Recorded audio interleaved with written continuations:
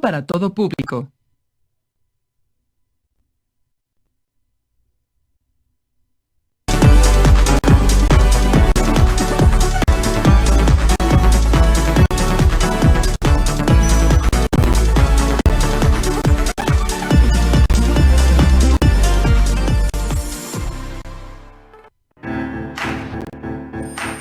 Secundaria segundo grado. Formación cívica y ética. Los principios, mecanismos y procedimientos de la democracia.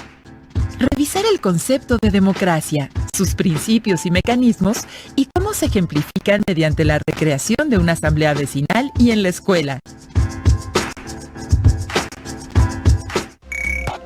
Bienvenidas y bienvenidos a la programación de Aprende en Casa, una estrategia propuesta por la Secretaría de Educación Pública.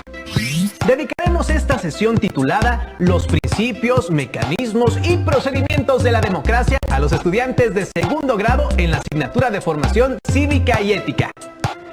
Tengan listo su cuaderno, hojas, plumas o lápiz para que realicen las actividades que integrarán a su carpeta de experiencias.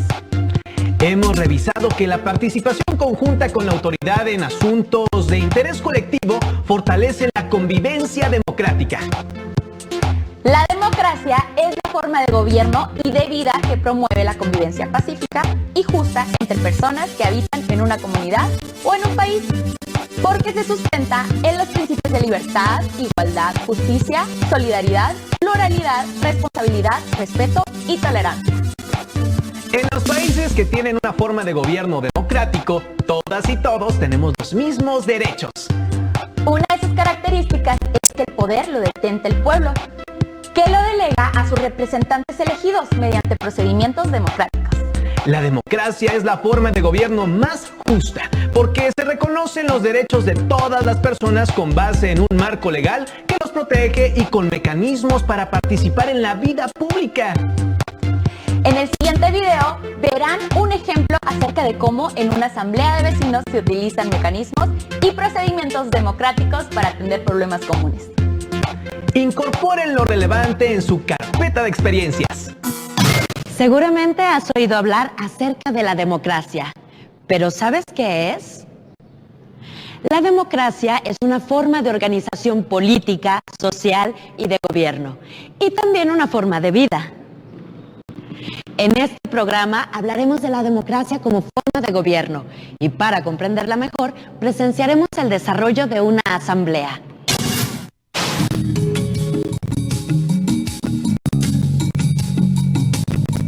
Gracias que vinieron, la verdad, no esperaba que hubiera tanta gente, pero pues ya estamos hartos.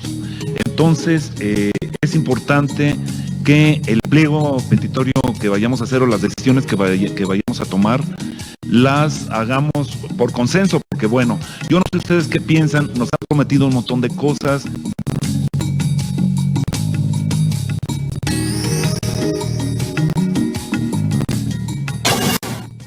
La democracia no es algo que haya existido siempre. Algunas sociedades han basado su organización y gobierno en el abuso y en el sometimiento de la población. Diferentes luchas se han desatado para conseguir formas de organización política más justas. Así es como ahora podemos definir a la democracia, como una forma de gobierno donde se reconocen derechos a quienes integran una comunidad. Existe un marco legal que los protege y mecanismos para que puedan participar en la vida pública. Durante la época colonial en la Nueva España, el virrey, como representante de la monarquía española, tenía el poder, y el pueblo se sometía a las decisiones y normas que impusieran. Solo algunos españoles peninsulares eran considerados para participar en ciertas decisiones del gobierno y la sociedad. Esta situación, entre otras, originó el movimiento de independencia. Una vez lograda esta, comenzó el camino de México para definir su forma de gobierno. Inicialmente fue un imperio, y a la caída de Iturbide, se constituyó la República. Este camino ha incluido diversos episodios llenos de obstáculos, avances y retos. Entre ellos, la creación de las leyes de reforma que ayudaron a llevar al país por el camino de la democracia. la lucha contra la invasión de naciones extranjeras, la instauración de dictaduras como la de Santa Anna o de Porfirio Díaz y el combate contra ellas, la Revolución Mexicana, en la que se luchó tanto por un sufragio efectivo como por los derechos sociales, la conquista del voto femenino y recientemente las luchas a favor de elecciones limpias, transparentes y equitativas. Cada episodio nos habla de una historia compleja y llena de desafíos que no han terminado. Bueno, entonces vamos a hacer el listado de las peticiones por orden de importancia. A ver, espérenme un momentito. Si hablan todos al mismo tiempo no nos vamos a entender. Levanten la mano, les vamos a ir dando el micrófono y yo voy a pasar sus peticiones y luego las vamos a votar uno a uno y entonces, ¿sí? Bueno, a ver aquí, Hace aproximadamente 2 meses, la pequeñita que tenía 8 meses de edad, se quemó el cuartito donde vivían, precisamente porque la vela alcanzó uno de los pañales que tenía tendidos la señora. ¿Luz eléctrica está bien? Hay que hablar sobre el agua potable. Ya estamos cansados de tantas promesas. Hay que exigir lo que nos prometieron. El agua.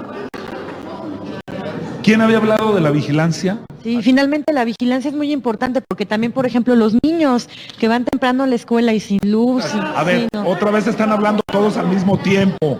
A ver, por favor, levanten la mano.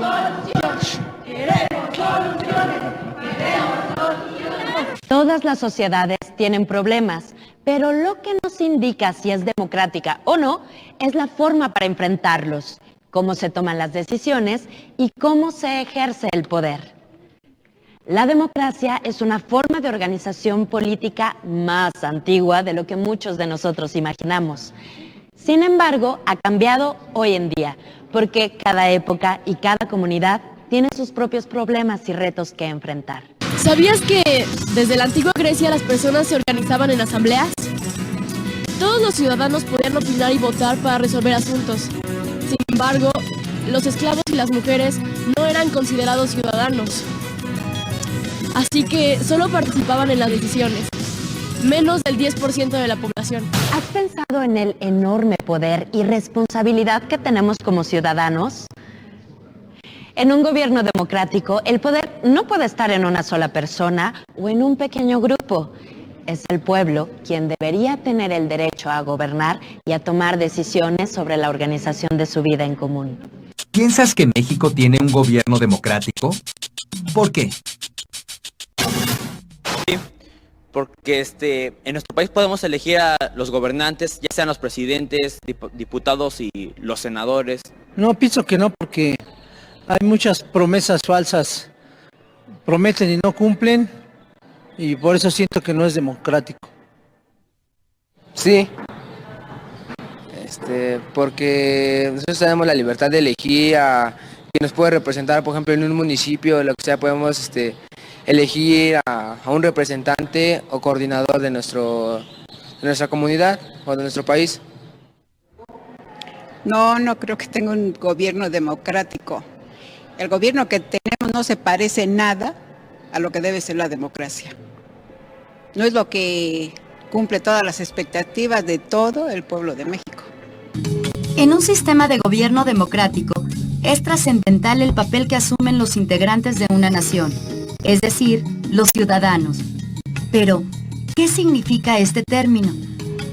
Ciudadanos son un conjunto de personas libres e iguales en derechos, conscientes de su libertad y con plena facultad para elegir.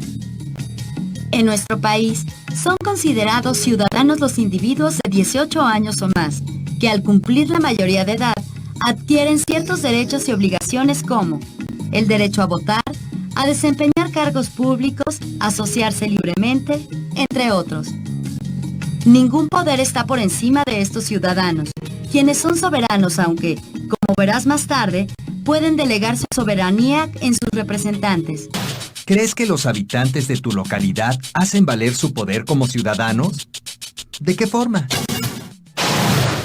No hacen valer su poder como ciudadanos porque no son escuchados como ciudadanos, no nos toman en cuenta. Entonces no se puede hacer nada ahí.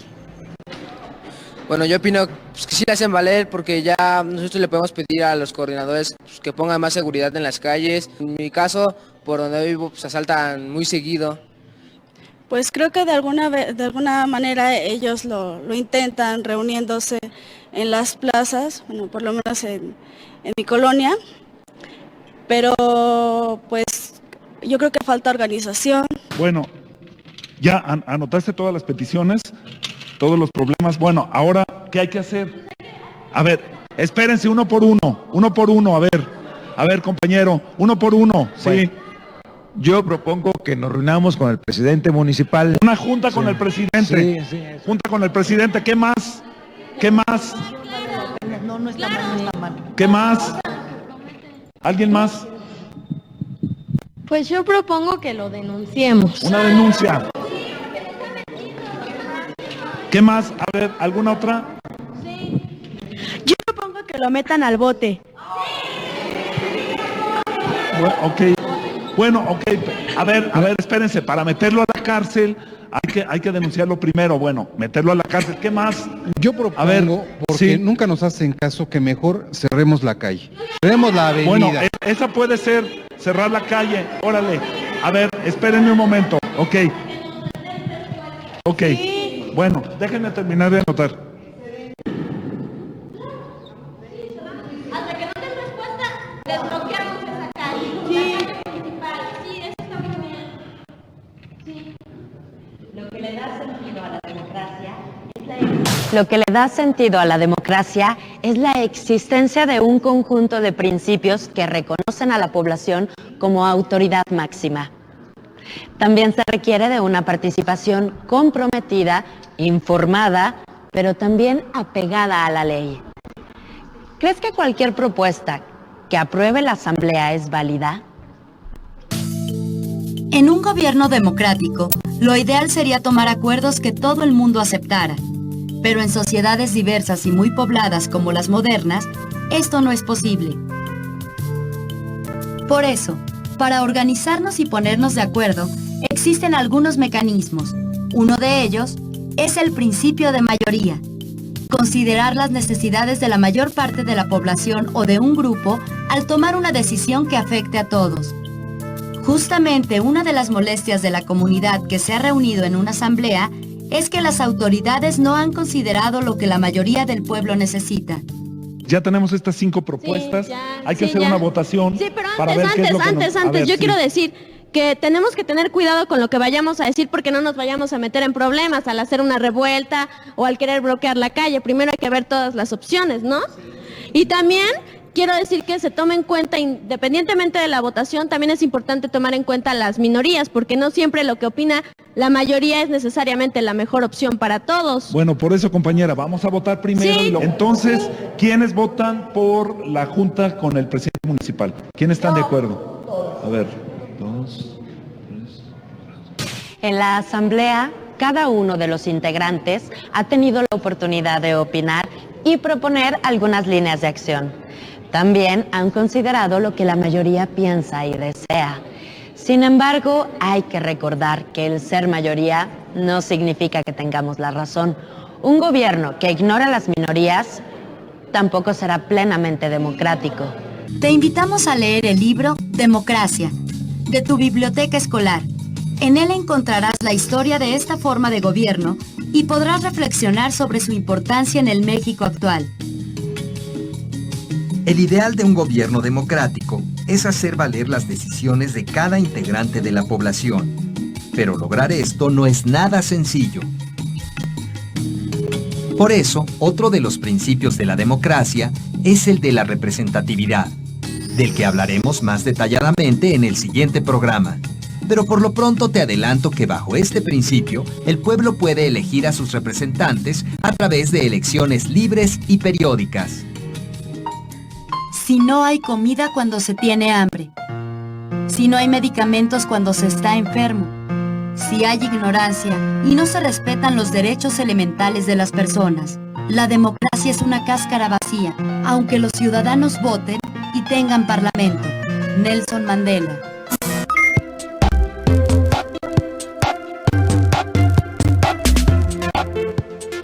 ¿Consideran que en México México tenemos un sistema de gobierno democrático? ¿Por qué?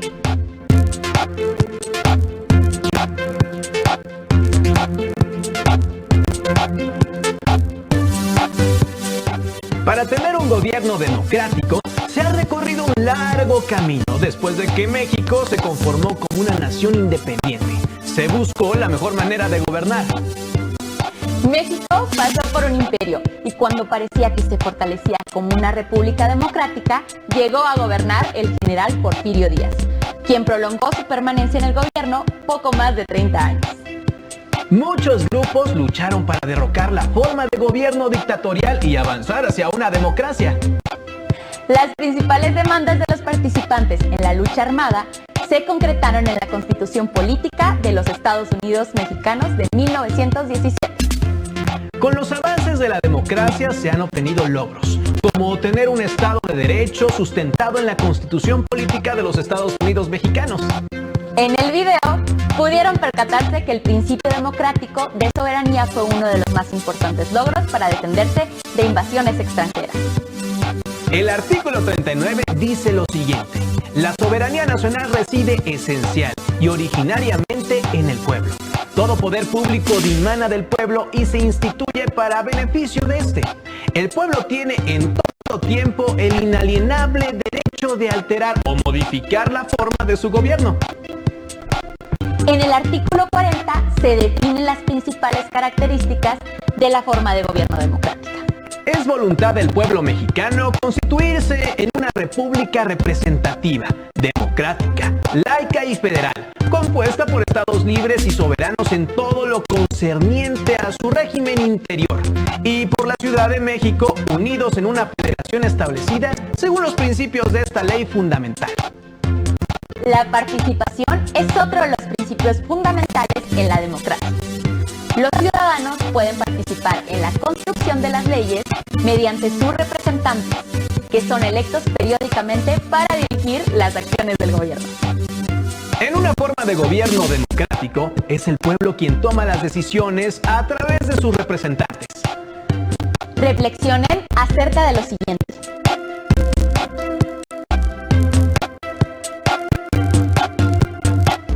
¿Saben quiénes son sus representantes?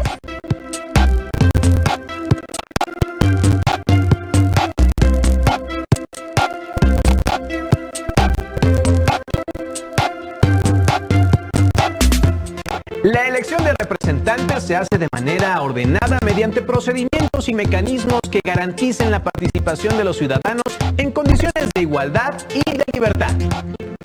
Una manera de participar en la vida pública para atender asuntos de interés colectivo es mediante la asamblea. En el programa vieron cómo se desarrolla una asamblea, con la participación de un grupo de vecinos que estaban inconformes con las acciones que su representante realiza respecto a la dotación de servicios. Los vecinos tienen el derecho de buscar los mecanismos y procedimientos más adecuados para reunirse y manifestar cuáles son sus necesidades y así buscar formas de solución a sus problemas. Asimismo, tienen libertad para dar su opinión y tomar decisiones y pueden ejercer el derecho de petición a las autoridades correspondientes. Por ejemplo, los participantes en la asamblea van a solicitar una audiencia con el presidente municipal para darle a conocer cuáles son sus necesidades y solicitarle apoyo para resolver sus problemas relacionados con el suministro de luz y de agua, así como de inseguridad. Los principios y mecanismos de la democracia también se practican en la escuela. Observen el siguiente video, como lo hace un grupo de estudiantes de secundaria. Vivir en democracia es más que tener procedimientos y reglas para organizar el gobierno. Se vuelve también una especie de lupa con la cual podemos mirar y evaluar la forma en que nos organizamos como sociedad y convivimos en distintos espacios. Uno de estos espacios es la escuela, donde nos relacionamos con distintas personas y grupos, y donde nos planteamos cómo organizar una convivencia más equitativa y justa. ¿En su escuela existe una convivencia democrática? A mí no me gusta que jueguen fútbol en el patio porque no puedes pasar a la cooperativa, que ya te dieron un balonazo, que su escándalo todo el tiempo corriendo, el otro día me caí. Ay, no, es horrible que jueguen fútbol. Pues hay unos que seguimos las reglas que nos sugieren en el plantel y pues hay unos que no porque se dejan guiar por las opiniones de las demás personas. Cuando estoy en la secundaria me molesta mucho que otros chicos estén jugando en el patio porque no me permiten estar platicando o ir por algún dulce. Porque todo lo que hay en la escuela es de nosotros y todos podemos hacer uso de ella. Que en la escuela haya más actividades para colaborar más con los demás y hacer sentir bien a los demás. ¿Qué proponen para mejorar la convivencia democrática? Un sistema de convivencia entre los maestros y los alumnos y que los alumnos pongan más de su parte. Porque hay unos que pues como que no ponen nada de su parte para mejorar las reglas en el plantel. Que en la escuela haya más actividades para colaborar más con los demás y hacer sentir bien a los demás. Propongo que ya no se peleen más, que convivan bien, que no se empujen, que no se peguen y que no quieran que nada más las cosas que hay en la escuela sean de uno mismo, sino de todos.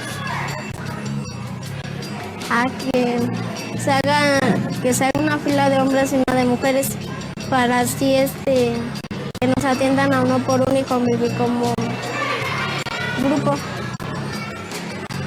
Participarán todos los maestros para mejorar la convivencia pacíficamente.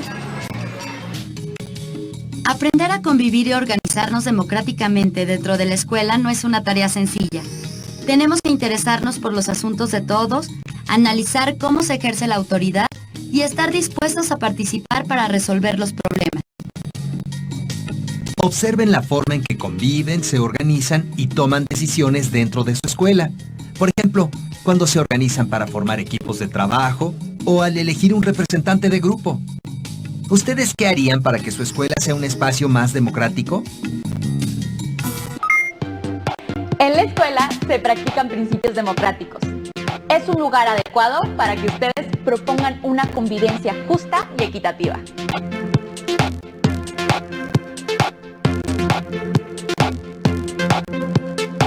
¿Cuáles son los principios que se practican en su escuela?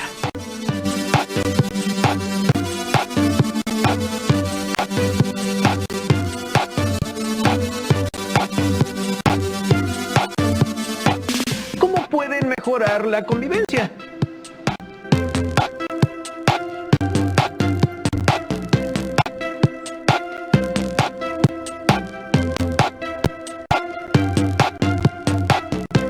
Ustedes, como estudiantes, también utilizan procedimientos democráticos para expresar sus ideas y opiniones.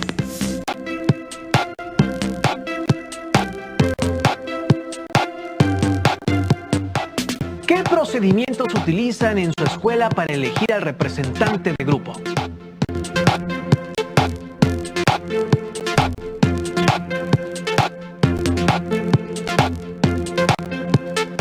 ¿Qué pueden hacer para que su escuela sea un espacio más democrático?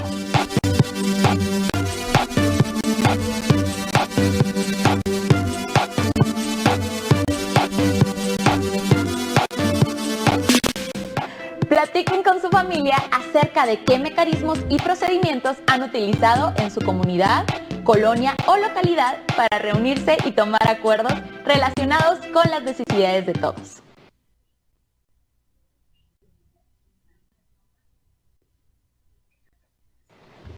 ¿Cómo se organizaron?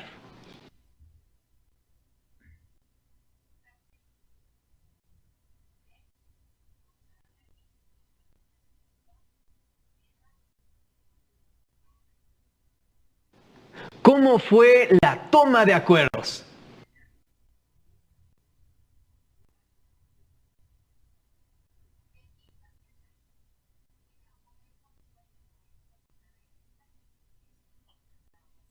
¿Cuáles fueron los acuerdos que tomaron?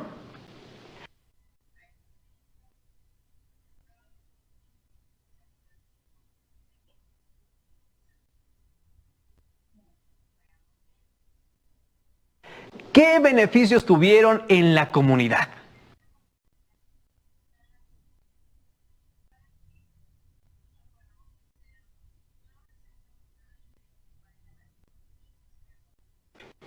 Los invitamos a leer el cuento ¿Otro traje nuevo para el emperador? De Marta Riva Palacio Bon. Narración con gran sentido del humor que ejemplifica la importancia de la transparencia y la rendición de cuentas en la vida cotidiana. Realicen sus actividades en colaboración con su familia. Será un excelente ejercicio. Escriban en una hoja las respuestas y guárdenlas en la carpeta de experiencias para compartirla con su docente. Llegamos al final de la sesión. Los esperamos la próxima emisión de Aprende en Casa. ¡Hasta pronto!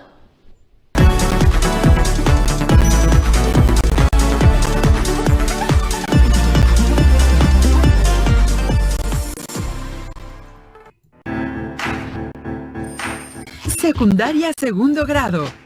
Artes. Artes visuales. Las imágenes también hablan. Las y los adolescentes analizarán los usos de la imagen publicitaria como herramienta de consumo y persuasión, así como la apreciación crítica y reflexiva que necesitan tener de manera permanente respecto a ella. ¿Qué tal, alumnas y alumnos de segundo grado de secundaria? Estamos nuevamente en la programación de Aprende en Casa. Una alternativa para seguir estudiando a distancia mientras superamos exitosamente la situación de emergencia. Les recomendamos que durante estos días procuren mantener una disciplina que les permita organizar y aprovechar más y mejor su tiempo. Así podrán estudiar, relajarse, divertirse y convivir con su familia. Muy bien, antes de comenzar esta sesión de artes visuales, recuerden tener a la mano su cuaderno y pluma para que vayan anotando tanto las ideas principales como las preguntas y actividades que deberán resolver e integrar en su carpeta de experiencias. Recuerden que le entregarán cuando regresen a la escuela. Pues si ya están listas y listos, ¡iniciamos! En esta sesión identificaremos la imagen publicitaria como herramienta de consumo y persuasión. ¿Han pensado en qué tanto ha influido las imágenes en ustedes para que compren los productos o servicios que ahora tienen? ¿Saben qué es lo que les ha motivado para creer o pensar que un producto les sirve? ¿O les sirve más que otro? Cuando hablamos de publicidad, nos referimos a aquellas estrategias de convencimiento que buscan que aceptemos alguna idea, creencia, acción o la eficacia de un producto. En la actualidad, las formas en las que encontramos publicidad son variadas y van dirigidas a estimular nuestros sentidos o incluso afectar nuestras emociones, con tal de atraer nuestra atención y generar un gusto hacia algo en específico. En otras palabras, la publicidad es un recurso muy utilizado en la sociedad para incitar a que ciertas personas piensen o actúen de determinada manera. A veces para un beneficio, a veces no. Pero antes de meternos de lleno a las imágenes publicitarias, hagamos un repaso por los diferentes tipos de imágenes que podemos encontrar en nuestro entorno. Así podremos diferenciar con mayor claridad las imágenes publicitarias de las que no lo son. Acompáñenos a ver la siguiente cápsula al respecto. No olviden hacer apuntes de lo que les parezca más interesante. Enseguida volvemos. Hola chicos, ¿están listos para su clase de hoy? Sí. Vamos a ver algo muy interesante. Miren, esta playera que traigo está decorada. Seguramente ustedes también en casa tienen playeras decoradas con imágenes, con letras. Sus cosas están decoradas, sus lapiceras están decoradas, las mochilas están decoradas. Vivimos en un mundo de imágenes, chicos. Este, por ejemplo, es un libro ilustrado con una mandala. Este tipo de imagen se llama decorativa o ornamental. Sirve para el decoro o el adorno de las cosas, para que se vean más bonitas. Pueden estar en edificios, en paredes, lo que llaman los arquitectos los acabados. O en tu ropa, por ejemplo, en tus tenis o en el gran arte textil mexicano. Como pueden ver, los libros educativos, técnicos o científicos manejan otro tipo de imágenes que debemos llamar imágenes informativas o documentales. Por ejemplo, fotografías con gran valor histórico, mapas, esquemas anatómicos, como los de los sistemas del cuerpo, o incluso infografías que hoy están muy de moda en las redes sociales. Este tipo de imagen es la imagen publicitaria o de propaganda. Es publicitaria si anuncia productos o servicios como pastas de dientes, tenis, detergentes. Y es de propaganda si sirve para difundir ideas de un gobierno, un partido político, grupo religioso o movimiento social. Solo nos falta un tipo de imagen. ¿Cuál es? El arte, maestra. Correcto, las imágenes artísticas. Este tipo de imágenes que nos producen emociones, ideas, sensaciones, pensamientos, es decir, nos provocan una experiencia estética. Pero, ¿cómo? También las imágenes del periódico, que son informativas, nos provocan emociones. Yo he sentido una profunda tristeza al ver algunas fotos de la prensa. Claro, porque todo el tipo de imágenes de las que hablamos nos pueden provocar una experiencia estética, ya sea que experimentemos placer por su grandeza, asombro por su belleza o tristeza por el tema. Sin embargo, lo que diferencia a una imagen de otra es la intención.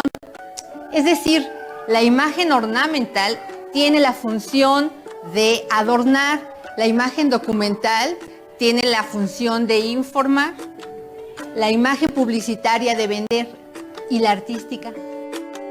¿No tiene función? Sí, el arte puede tener una función social, sin embargo su intención es decir lo que el artista siente o piensa, reflejar su realidad, su interior, una realidad fantástica. También puede protestar o denunciar, cuestionar la realidad o el arte mismo. Ah, ya, y lo puede hacer por medio de dibujos, esculturas, pinturas y fotografías, ¿verdad? Sí, o de historietas o arte gráfico, o por medio de videoarte o algunos medios más contemporáneos como la instalación. O el performance, que en sus inicios surgió como una forma de protesta que se oponía a ver el arte como un objeto de compra y venta. El performance es un arte vivo que no busca venderse como objeto. Ahora bien, ya vimos diferentes tipos de imágenes, pero ¿creen que podamos convertir una imagen informativa, publicitaria o decorativa en una imagen artística? Sí, si le cambiamos el sentido y decimos otra cosa diferente con ella. Entonces, dependerá de la intención con la que lo hagamos. Exactamente. Estos son ejemplos de imágenes realizadas con la técnica del collage. Fíjense bien cómo están hechos. ¿Son como recortes y dibujos? Efectivamente. ¿De dónde procedían esas imágenes? ¿De revistas y periódicos? En el collage podemos representar nuestras ideas, podemos unir una y otra idea y hacer una realidad nueva. También podemos pintar, modificarlas, recortar, ensamblar y hacer una nueva obra. Ustedes lo van a hacer en este momento. Tengan listos sus tijeras, su papel, sus recortes y comiencen. La composición que están realizando debe estar muy bien integrada. Aunque utilicen imágenes que ya existen y sean de diferentes procedencias, se trata de expresar con ellas una idea propia o simplemente de experimentar. Pues lo más importante en una creación artística es disfrutar el proceso y descubrirnos en él.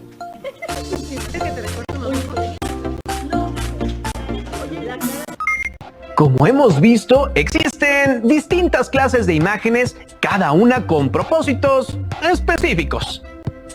Sin embargo, se pueden combinar para nuevos propósitos. Por ejemplo, las imágenes publicitarias pueden utilizarse para crear obras de arte. O al revés, las obras de arte pueden usarse como publicidad. Así es, en el mundo de la publicidad no es extraño encontrar artistas colaborando con empresas para crear anuncios. Esto se debe a que en las artes, las emociones y los sentimientos están más presentes. Y a su vez, logran que el consumidor se convenza más pronto y por mayor tiempo de la idea, producto o servicio que se promueve. Podría parecer que la publicidad es mala, pero no necesariamente es así. Sin ella no existirían campañas de vacunación, por ejemplo. Ni tampoco la actual campaña de sana distancia que nos ayuda a mantenernos en resguardo. Es importante que analicen primero a qué tipo de publicidad se exponen día con día, para tomar decisiones de una manera más consciente. Para ello, es necesario observar la relación entre las imágenes, el entorno y el consumidor. De esto se habla en la siguiente cápsula. ¡Vamos a verla! De todas las imágenes que vemos cada día, Solo una parte despertará nuestra atención de acuerdo a nuestros gustos e intereses. Las imágenes tienen diversos usos. Pueden emplearse para representar la realidad.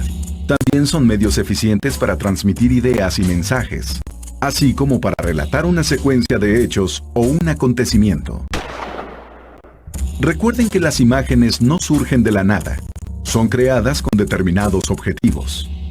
Es conveniente aprender a interpretarlas de acuerdo con el contexto en el que se encuentran e identificar al público al que van dirigidas. Recordemos que las imágenes en los medios de comunicación se pueden clasificar en dos. Imágenes fijas, como las que vemos en revistas, libros, periódicos o carteles.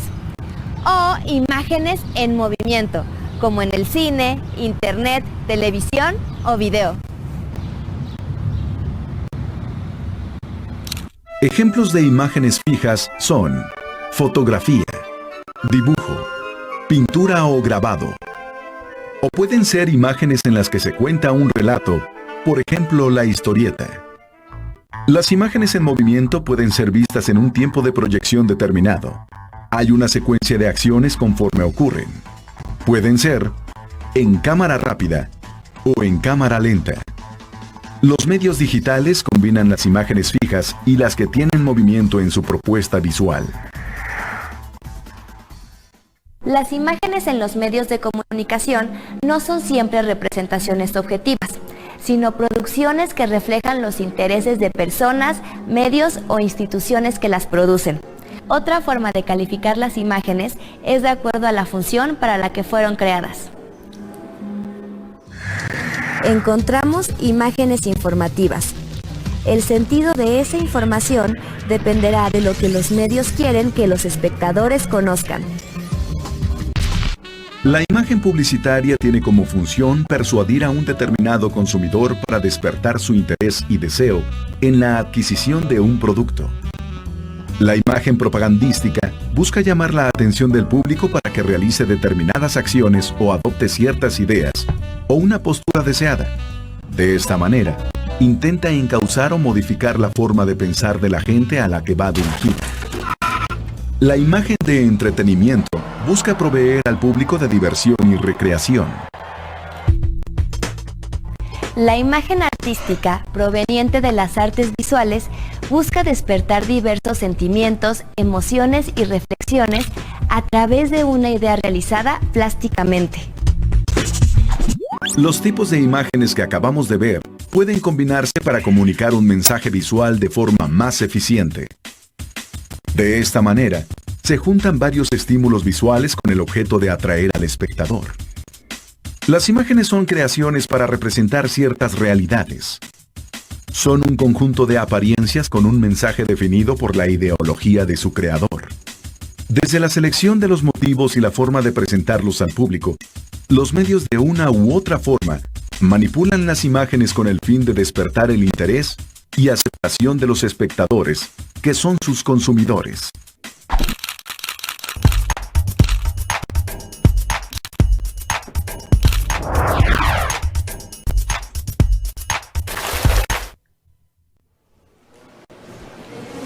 Ahora observemos nuestro entorno y reflexionemos sobre los diferentes usos que se le puede dar a la imagen.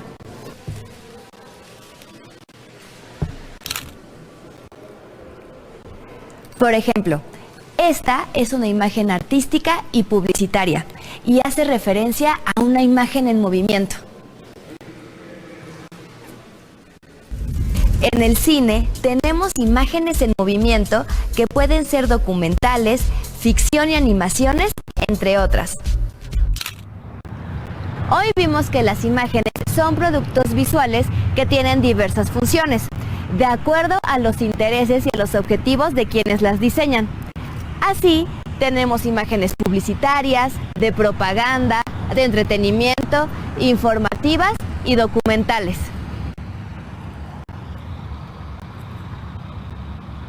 Las imágenes buscan despertar el interés del consumidor.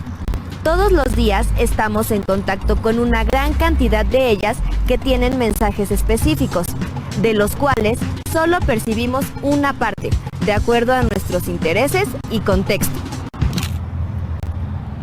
Los medios usan las imágenes para llamar la atención y transmitir un mensaje a sus espectadores.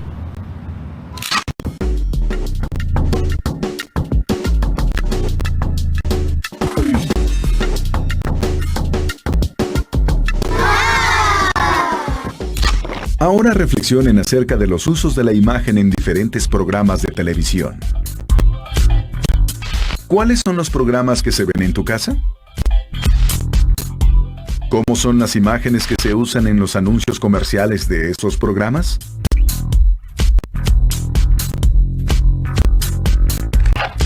Impactante, ¿verdad? Ahora discutan sus respuestas con el grupo e intégrenlas en su carpeta. Nos vemos a la próxima. Ya estamos de regreso. Les proponemos retomar las preguntas planteadas en la cápsula para reflexionar al respecto. ¿Qué programas o videos ven en su casa? ¿Qué tipos de imágenes ven en la televisión, en su teléfono, computadora o dispositivo móvil, cuando están en la calle o en algún entorno en general? Seguramente gran parte de las imágenes que ven están cargadas de publicidad, pero a veces no es fácil distinguir dónde está exactamente. Por ejemplo, la gran mayoría de los deportistas tienen la publicidad impresa en su ropa, lo cual a veces ya no notamos de manera consciente, pero créanme, el mensaje de la marca sí queda registrado en nuestro campo visual. Así es, y esto puede convencernos de que si compramos los productos de esta marca, seremos tan buenas o buenos como nuestros ídolos del deporte. ¿Alcanzan a distinguir la publicidad en aquellas imágenes que ven en su vida cotidiana? Reflexionen un momento. ¿Consideran que las personas valen por lo que compran? Registren sus hallazgos y reflexiones en su carpeta de experiencias. Las necesitarán para resolver un desafío que tiene que ver con la actividad final de la cápsula que ahora les presentamos. ¡Acompáñennos!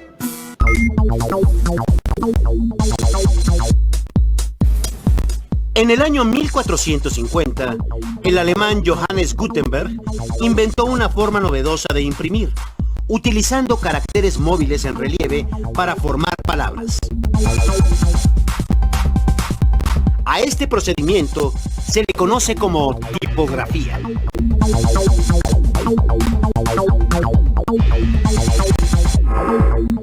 Existen muchos tipos de letras, números y símbolos. Si revisan periódicos, revistas o libros, podrán darse cuenta de la enorme variedad de tipografías. Los diseños tipográficos se organizan para formar palabras. Posteriormente se entintan y se imprimen en papel. La tipografía es el arte de las letras, por lo que también tiene una función estética. Algunas tienen formas clásicas, mientras otras son modernas o fantasiosas. En la tipografía también se toma en cuenta el tamaño, la orientación y el color de las letras. Ahora hagamos nuestra propia tipografía para aplicarla después en un cartel. Para hacer una tipografía es necesario fabricar una plantilla. Lo primero es escoger una familia de letras que sea sencilla de recortar. Para ello podemos utilizar un procesador de palabras. Escribimos el abecedario en un determinado tipo de fuente e imprimimos en un pedazo de cartulina. Si queremos personalizar la tipografía, podemos modificar las letras. A continuación, se recorta el contorno de cada letra. De esta forma hacemos nuestra plantilla, que debe contener el abecedario completo, lista para ser usada en un cartel o en cualquier otro tipo de anuncio. Para escribir un texto sobre un cartel, es necesario usar una retícula. Comenzamos trazando líneas guía en el lugar donde queremos poner el texto. A continuación, colocamos nuestra planilla sobre las líneas guía y empezamos a escribir con nuestra tipografía. Utilicen la retícula para hacer la tipografía de un cartel sobre el cuidado de la naturaleza. Dibujen las ideas que tienen sobre el cartel. Consideren si es necesario o no incluir líneas de dirección. Apliquen los colores que apoyen el mensaje. Tengan en cuenta todo lo aprendido hasta ahora. Y manos a la obra. Como pudieron observar, la publicidad se presenta en muchas formas y cada una de las partes que la integran nos dice cosas que tratan de convencernos de algo o de atraer nuestra atención. La publicidad puede utilizar la imagen, el sonido, la actuación, la tecnología, la expresión corporal y muchos elementos más para lograr su cometido.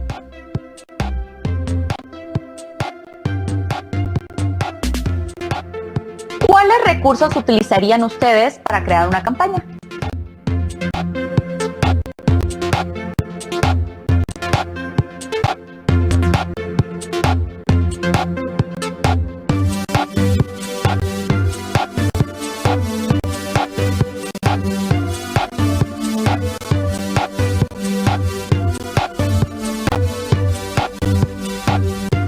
Los invitamos a que realicen su propuesta de cartel publicitario.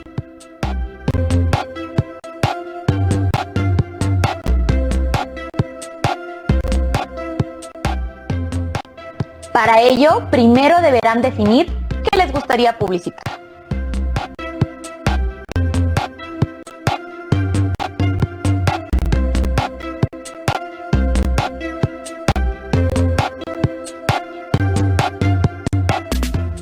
Por ejemplo, quisieran vender un producto que existe o uno que no existe.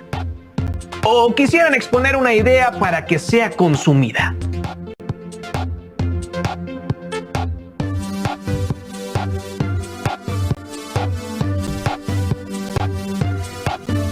Retomen sus apuntes, así como las recomendaciones y hallazgos que hemos visto en los videos.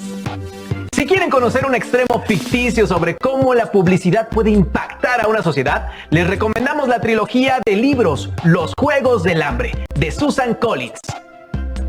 Que también podrán encontrar en video, porque se hicieron películas de sus historias. No olviden guardar su cartel en la carpeta de experiencias, así podrán compartirlo con el resto de su familia y cuando regresen a la escuela, lo harán con sus compañeras, compañeros y docentes. Recuerden que las artes nos hacen libres, porque nos ayudan a expresar de manera creativa y divertida todo aquello que queremos decirle al mundo. Continúen viendo la programación de Aprende en Casa. ¡Hasta pronto!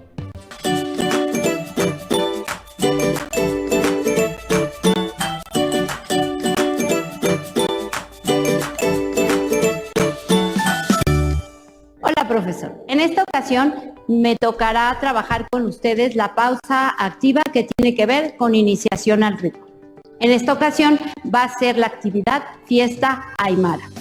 Lo primero que debemos saber, ¿cuáles son las percusiones corporales?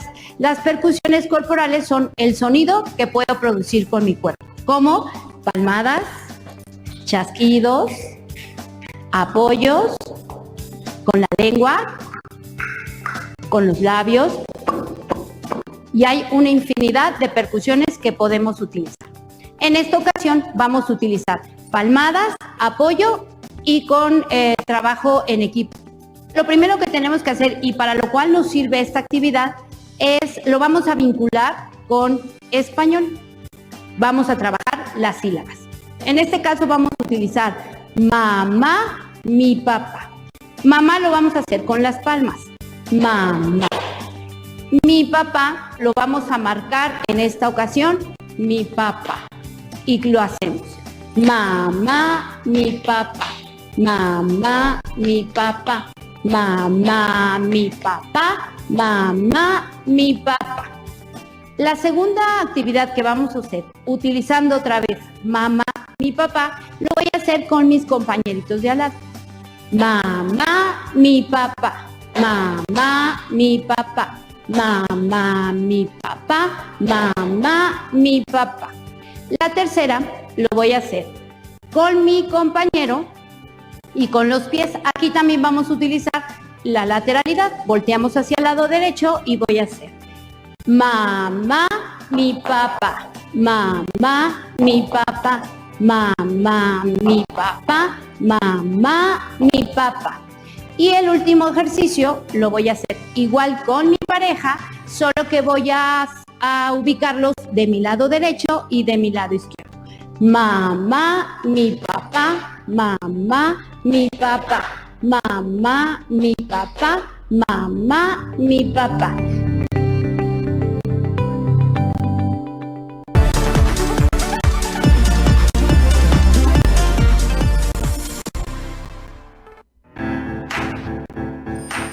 Secundaria segundo grado. Lengua materna. Español. Con quien tengas trato. Reconocer el lenguaje de los documentos administrativos o legales, específicamente de los contratos. ¿Qué tal, alumnas y alumnos de segundo grado de secundaria? Sean bienvenidas y bienvenidos a la programación de Aprende en Casa. Esta es una propuesta diferente para que desde su hogar puedan acercarse a los contenidos de sus asignaturas. Estos programas les serán de mucha ayuda en su crecimiento personal, así como para cuando regresen a sus escuelas, una vez que superemos exitosamente la situación de emergencia para evitar los contagios masivos por el COVID-19. Recuerden que durante este proceso es importante apoyar a su familia con respeto, tolerancia y, ¿por qué no?, compartiendo lo que aprendan en cada sesión. El compartir les permitirá reforzar lo que aquí vean. Antes de empezar, recuerden tener a la mano papel y pluma para tomar notas, escribir sus dudas y realizar las actividades que se indiquen. Después intégrenla a su carpeta de experiencias para que al regresar a la escuela las presenten a sus compañeras, compañeros y docentes. En esta emisión, correspondiente a la asignatura de Lengua Materna Español, reconoceremos el lenguaje de los documentos legales o administrativos. Recordemos que uno de los usos de la comunicación en nuestra vida cotidiana es crear documentos que tienen un valor para organizar lo que hacemos en sociedad. Por ejemplo, las actas de nacimiento y la... Otros de estos documentos son el sustento escrito de las transacciones o tratos que tenemos con diferentes personas. Gracias a ellos podemos validar, certificar o demostrar quiénes somos, así como aquello que compramos o recibimos. Para que sepan más de su importancia en nuestra vida diaria y por qué debemos resguardarlos, los invitamos a ver el video Documentos Administrativos. ¿Por qué no debemos desecharlos inmediatamente? Recuerden tomar nota, pues además de ser una información útil, les ayudará a responder las preguntas que plantearemos al final del programa. Ahora sí, corre video. Hola, compré unos zapatos especiales para escalar, pero los vengo a cambiar porque uno de ellos me lastima. Estaba muy nervioso porque no encontraba el recibo de compra, pero por suerte mi mamá lo rescató de la basura. Es que yo tiro todos los comprobantes de inmediato. Pero creo que todo saldrá bien, porque aún estoy dentro de los 30 días de plazo para cambiarlos, aunque me quedan algunas dudas. ¿Qué otros documentos debemos guardar? ¿Por cuánto tiempo? Es algo que debemos saber, ¿no lo crees? ¿Qué haces? Estoy buscando la factura de la compu. No la encontramos y mi mamá está muy preocupada porque ahora no podrá hacer válida la garantía. Te ayudo. ¿Dónde guardan sus documentos? ¿Cómo los organizan? Los ponemos donde sea. A veces los guardamos en libros y a veces incluso los tiramos. Mi mamá siempre dice que hay que guardar los documentos importantes en folders. ¿Todos los documentos? ¿Para siempre? No sé bien. Mejor investiguemos. A lo largo de nuestra vida, realizamos diversas transacciones comerciales. Derivado de ellas, recibimos documentos administrativos y legales, como recibos o tickets, facturas y contratos, entre otros. El tiempo que se deben conservar depende de su utilidad. Veamos algunos ejemplos.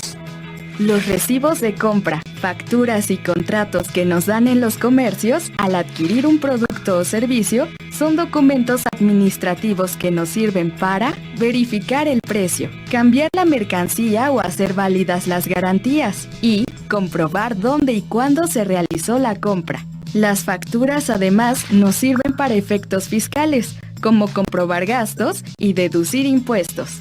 Un boleto del cine, por ejemplo, puedes desecharlo en cuanto salgas de la función, pero un recibo o ticket de compra se debe guardar más tiempo. hasta que hagas uso del producto y compruebes que está en buen estado. En el caso de la compra de electrodomésticos, muebles y contratos de servicios y de renta, los comprobantes, recibos y contratos deben conservarse por más tiempo, hasta que la garantía venza o cuando el servicio se haya terminado o cancelado. Otros documentos deben conservarse mientras se es propietario de un bien. Tal es el caso de las escrituras de una vivienda o un terreno, así como la factura de un automóvil, etc. Una vez que el propietario los vende, traspasa o dona, entonces debe entregar estos documentos al nuevo dueño. Algunos documentos se deben guardar toda la vida, pues son necesarios. Por ejemplo, para documentar un caso administrativo o legal, como cumplir con los requisitos para una contratación. Ejemplos de estos documentos son acta de nacimiento, de matrimonio, de divorcio y notariales, escrituras de donación y de propiedad notariales, testamentos, títulos y diplomas, contratos de trabajo, cartas de despido, recibos de nómina, carta comprobante de trabajo, comprobantes de afiliaciones a la Seguridad Social, estudios médicos y radiografías. De seguro guardaron la factura. Mi mamá siempre organiza los documentos en un folder con separadores. Buena idea. Se lo voy a proponer a mis papás. Mientras, tengo que seguir buscando. Debe haber más formas de organizar los documentos importantes. Para conservar en buen estado los comprobantes, se sugiere escanearlos o fotocopiarlos y guardar los originales de preferencia en lugares con poca luz. Esto es particularmente importante para los que están hechos sobre papel térmico, porque con el paso del tiempo la información se borra, dificultando la lectura. Se recomienda tener copias digitales en una memoria electrónica, en la nube o en un archivo organizado y a la mano para cuando se necesiten. ¡Ya encontré la factura! ¡Qué bien! Tu mamá estará muy feliz. Y yo también, porque podremos hacer válida la garantía de la compu. ¿Qué te parece si organizamos los documentos de tu familia? Sí, gracias. Ya cambié mis zapatos. Ahora sé que debo guardar los documentos importantes con más cuidado. ¿Cómo los organizaré? ¿En orden alfabético, por fecha de compra, por vigencia, por categorías como familia, casa, trabajo o por tipo de documento? ¿A ti cómo se te ocurre que podrías organizarlos? ¿Cómo podrías ayudar a tu familia y a tus amigos a iniciar este hábito? Yo voy a empezar por poner el ejemplo. ¡Adiós! Como observaron, algunos de estos documentos pueden tirarse de inmediato, pero otros se deben mantener por más tiempo, incluso de manera permanente, en buen estado y al alcance de la mano. También recordemos varios de los ejemplos relativos a los documentos legales, como las actas de nacimiento, los certificados o las escrituras de una propiedad, y los documentos administrativos como los contratos, facturas o recibos. Uno de los documentos más comunes es el contrato. ¿Han leído alguna vez un contrato? ¿Saben para qué funciona? Con los contratos dejamos por escrito un acuerdo que tengamos con una entidad o una persona. En el siguiente video, ¿en qué casos se usan los contratos? Les explicaremos más sobre cuándo es necesario realizarlos y en qué consiste. Tomen nota. Hace unos días estaba revisando el contrato de servicio de internet que tenemos en casa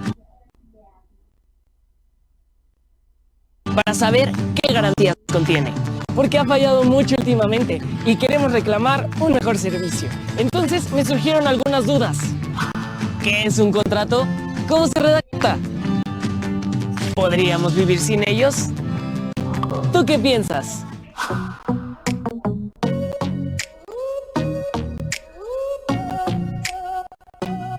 Hola.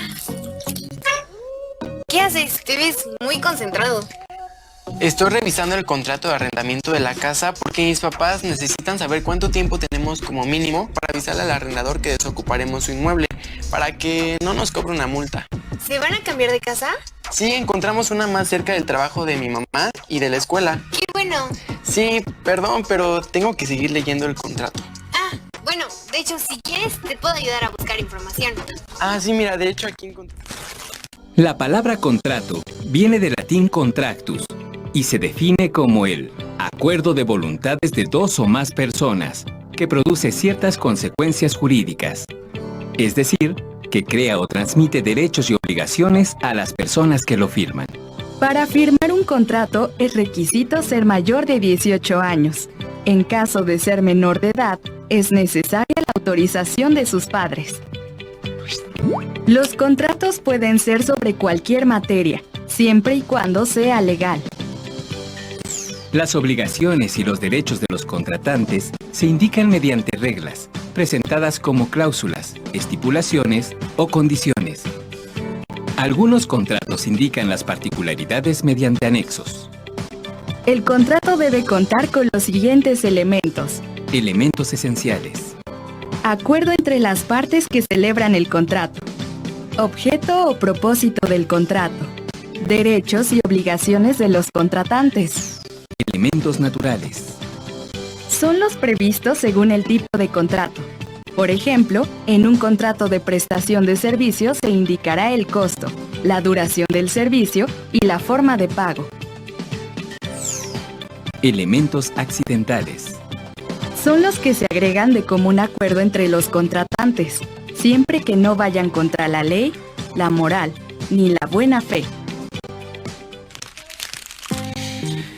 Ya tengo la información que necesitamos. No habrá problemas porque estamos a tiempo de avisarle al dueño que no renovaremos el contrato. ¡Qué bueno! Ahora vivirás más cerca de la escuela. Cuando yo venda mi bici, voy a hacer un contrato. No sé si en ese caso es necesario hacer eso. Mejor investigamos. Va. Aquí dice que existen contratos para casi todas las actividades de intercambio de bienes y servicios.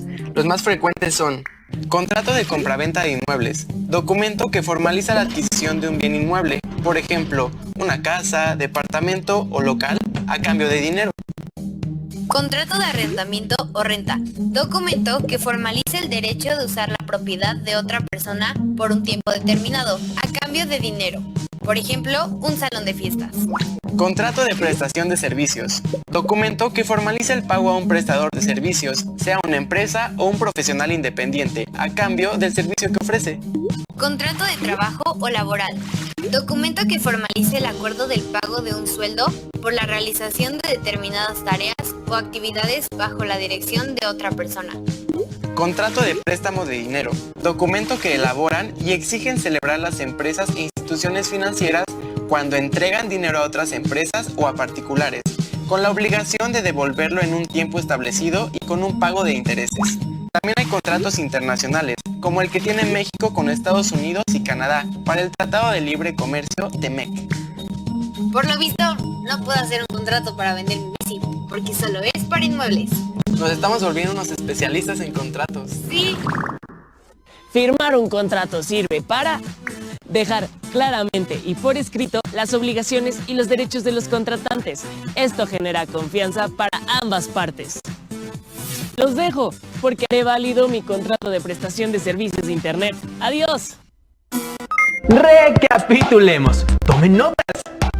Los contratos son un tipo de documento legal en los que se requiere de dos o de más personas, a las cuales llamamos partes. En ellos se establecen los derechos y obligaciones de cada una y se presentan en cláusulas o condiciones.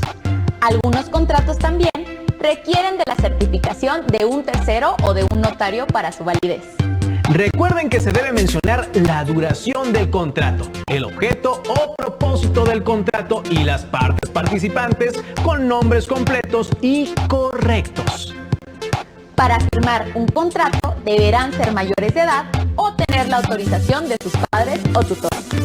Además, tendrán que comprender bien lo que implica que acepten dicho documento con su firma.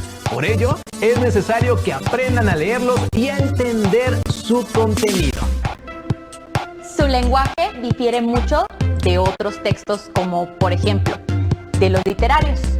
Por eso, los invitamos a ver el video Lenguaje de los documentos legales y administrativos, cómo funciona y los rasgos que lo distinguen. Tomen nota sobre las características y las frases que se usan en ellos. ¡Hola! ¿Alguna vez han leído un contrato de arrendamiento o un contrato de televisión de paga? Es importante conocer este tipo de documentos legales y administrativos porque tienen expresiones y términos muy particulares que debemos conocer para ejercer nuestros derechos y cumplir con nuestras obligaciones. ¿Les interesa conocerlos? Acompáñenme. Mi hermano me pidió ayuda para revisar el contrato de televisión de paga, pero hay muchas partes que no entiendo bien. A ver. Ay, ¿por qué están escritos así todos estos documentos? No sé. ¿Cómo ven si investigamos sobre su lenguaje para entenderlos mejor? Documentos legales y administrativos. El lenguaje de los documentos legales y administrativos se distingue por el léxico o vocabulario especializado, la composición de las oraciones y el estilo formal. El léxico o vocabulario especializado incluye cultismos, extranjerismos y tecnicismos. Los cultismos son palabras del griego y latín, lenguas clásicas, que se toman como préstamos en las lenguas modernas para expresar conceptos e ideas particulares de las leyes, las artes y las ciencias. Por ejemplo, en una sentencia se pueden encontrar cultismos como de facto, de hecho, modus vivendi, modo de vivir, grosso modo, de manera aproximada. Los extranjerismos son palabras que se toman de otras lenguas, algunas de las cuales se modifican conforme al español. Por ejemplo, buffet es una palabra presente en documentos jurídicos y otras se incorporan sin sufrir modificación, ya sea porque no hay una palabra equivalente en español o por su uso extendido. Por ejemplo, marketing se puede encontrar en contratos de servicios de publicidad y mercadotecnia. Los tecnicismos son palabras propias de una ciencia, arte, industria y oficio. En documentos de contratación de servicios, como el de televisión de paga, es frecuente encontrar tecnicismos como tarjeta inteligente, brazo LNB. A ver, les leo. Contrato de prestación de servicios de televisión restringida vía satélite, que celebran por una parte comercializadora satelital, a quien en lo sucesivo se le denominará la empresa, y por la otra parte el señor o la señora o la persona moral cuyo nombre o nombres aparecen en la carátula de este contrato, a quien en lo sucesivo se le denominará el suscriptor, al tenor de las siguientes declaraciones y cláusulas. ¿Qué es tenor? Aquí está. Proviene del latín y significa de conformidad con según. O sea, según con las siguientes cláusulas. Me agrada ese lenguaje. Sigamos investigando. Sobre la composición de las oraciones, en documentos legales es común encontrar el uso de recursos como los siguientes. Uso del tiempo futuro en modo subjuntivo, como si hubiere lugar. Uso de formas pronominales, perífrasis verbales, participios y gerundios. Por ejemplo, en un contrato de arrendamiento es común encontrar el arrendatario se obliga a pagar. O bien, visto el escrito de fecha 29 de octubre último. Sustantivación de verbos. Por ejemplo, en lugar del verbo liberar, se usa el sustantivo liberalización. El estilo formal es característico de los documentos legales y administrativos. Predomina el uso de títulos como doctor, licenciado, ingeniero y nombre de cargos como director, jefe, secretario, etc. De fórmulas de tratamiento como excelentísimo, ilustrísimo, usted, ustedes, el que suscribe, el abajo firmante, etc. La poca variación en la estructura y estilo de los documentos administrativos y legales les da un carácter monótono. Según lo que investigamos, la frase llegaren a verificarse es una conjugación verbal en modo subjuntivo, que en un lenguaje usual diríamos en caso de que se presenten fallas, si se presentan fallas o en caso de fallas. El suscriptor o la empresa son títulos que se asignan en lugar de los nombres de los involucrados, que aparecen completos únicamente al inicio del contrato, en general en la carátula. Estas formas, junto con otras como el usuario, el cliente, el comprador invariablemente se encuentran en todos los contratos. Qué bueno que investigamos. Ahora sí podré ayudar a mi hermano. ¿Tienen algún trámite en puerta? Los reto a leer algún documento legal. ¡Adiós! Como observaron, el lenguaje se basa en el uso de fórmulas, tecnicismos, expresiones y tiempos verbales muy específicos, vocabulario especializado y un estilo formal. Estos tecnicismos varían dependiendo del documento que tengamos en nuestras manos. Por ello debemos leerlos muy bien antes de firmarlos. Recuerden que son nuestro único sustento legal para la resolución de problemas que lleguen a presentarse en un futuro. Así que no los tiren.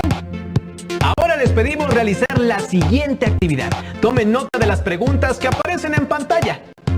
¿Por qué es importante guardar los documentos administrativos o legales?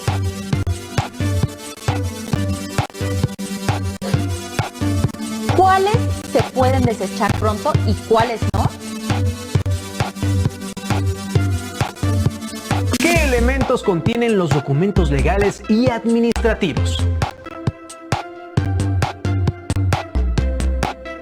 ¿Por qué representa una ventaja usar un documento por escrito a comparación de uno oral?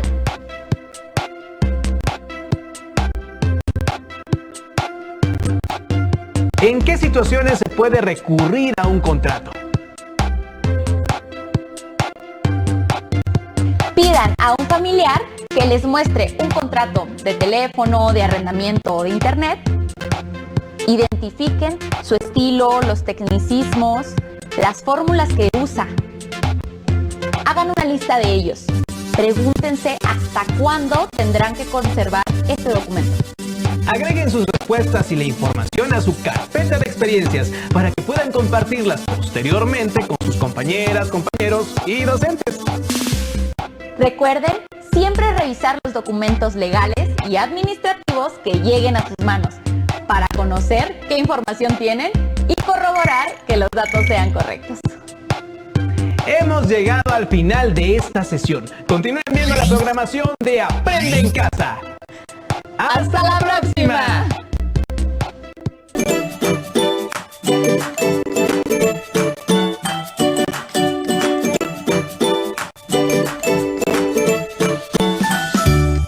Hola maestro, bienvenido otra vez a este tutorial. Ahora vamos a tocar un tema sobre iniciación al ritmo. Este tema principalmente nos va a ubicar en el plano cartesiano. ¿Cómo lo podemos vincular con el área de matemáticas? Igualmente con la ubicación en espacio-tiempo. Le va a ayudar al alumno a ubicarse tanto como al frente, atrás, derecha, izquierda, de una forma coloquial. Si nos vamos un poquito más allá, podemos manejar norte, sur, este, oeste. Bien, vamos a iniciar con la actividad. El alumno colocado a un lado de su pupitre, sobre el pasillo de las bancas, se va a colocar en posición de firmes y va a iniciar identificando cuál es al frente, cuál es derecha, cuál es izquierda, cuál es atrás. Vamos a decir que donde está parado es su posición inicial. Entonces va a iniciar entonces con una posición de enfrente. Da un paso y va a juntar el otro pie. No es necesario explicarle si es derecho o izquierdo. Con el hecho de decirle que es paso unión, eso va a ser muy importante para él, sin identificar si es derecha o izquierda. Ya que hizo el paso unión al frente, va a regresar a la posición inicial. Ya tenemos la primera dirección hacia el frente. Ahora lo vamos a hacer hacia atrás. Igual, paso, unión. Regresa a su lugar. Paso, unión. Nos vamos a la derecha. Paso, unión. Nos vamos hacia mi lugar. Regreso ahí. Paso, unión. Y terminamos con el lado izquierdo. Paso, unión. Paso, unión. Ya tenemos identificado dónde vamos a empezar. Al frente, atrás, derecha, izquierda. Vamos a unirlo en un solo movimiento. Lo hacemos. Al frente, regreso. Atrás, regreso. Derecha, regreso. Izquierda, regreso. Es importante identificar que estoy trabajando la forma de espejo. Si yo levanto esta mano, es lado derecho. Si yo levanto esta mano, es lado izquierdo. Entonces vamos a repetirlo. Al frente, regreso, atrás, regreso, derecho, regreso, izquierdo, regreso. Esta actividad es muy emocionante para los alumnos siempre y cuando lo hagamos dinámicamente. Ahora, vamos a hacerlo girando, cambiando la dirección de la vista donde estoy observando. Ahorita estoy de frente, ahora lo voy a hacer hacia la derecha. Exactamente el mismo movimiento. Empiezo al frente, atrás, atrás, lugar, derecha, regreso, izquierda, regreso. Igualmente lo puedo cambiar de dirección. Al frente, regreso, atrás, regreso, derecha, regreso, izquierda, regreso, cambio de frente y lo mismo. Y al frente, regreso, atrás, regreso, derecha, regreso, izquierda, regreso. Este mismo ejercicio lo podemos realizar del lado izquierdo. Es importante también entender que este movimiento lo podemos hacer despacio, lo podemos hacer un poquito más de velocidad del ritmo y llegar un poquito más arriba. Se puede adecuar a nivel de preescolar, primaria y secundaria. Gracias.